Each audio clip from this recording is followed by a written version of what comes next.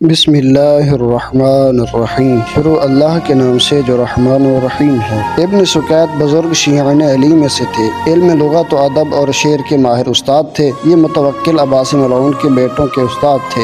एक रोज़ मुतवक्किल ने उनसे पूछा कि मेरे बेटे मुअतज़ और मुअय्यद जो तुम्हारे शागिर्द हैं, तुम्हें ये ज़्यादा महबूब हैं या अली के दो फर्जंद हसन और हुसैन ज़्यादा महबूब हैं? इब्न सुकैत कहने लगे, तुम अली के फर्जंदों की बात करते हो। अगर मुझसे पूछो तो मैं तुम्हारे उन दो बेटों को हजरत अली अलैहिस्सलाम के गुलाम कंबर के बराबर भी नहीं समझता। तेरे उन दो बेटों से मुझे अली का गुलाम कंबर ज्यादा महबूब है। तवक्किल ने जब ये सुना तो सख्त गजबनाक हुआ। उसी वक्त जल्लाद को हुक्म दिया, उसकी जबान को गद्दी से खींच लो और उससे कत्ल कर दो। चुनाचे उस मलऊन के हुक्म से उस अजीम उस्ताद और बुजुर्ग शिया अली को कत्ल कर दिया गया। अगर हमारी वीडियो अच्छी लगी हो तो चैनल को सब्सक्राइब कर दें और बेल आइकन के बटन को दबा दें ताकि हर नई आने वाली वीडियो आप तक पहुँचती रहे। शुक्रिया।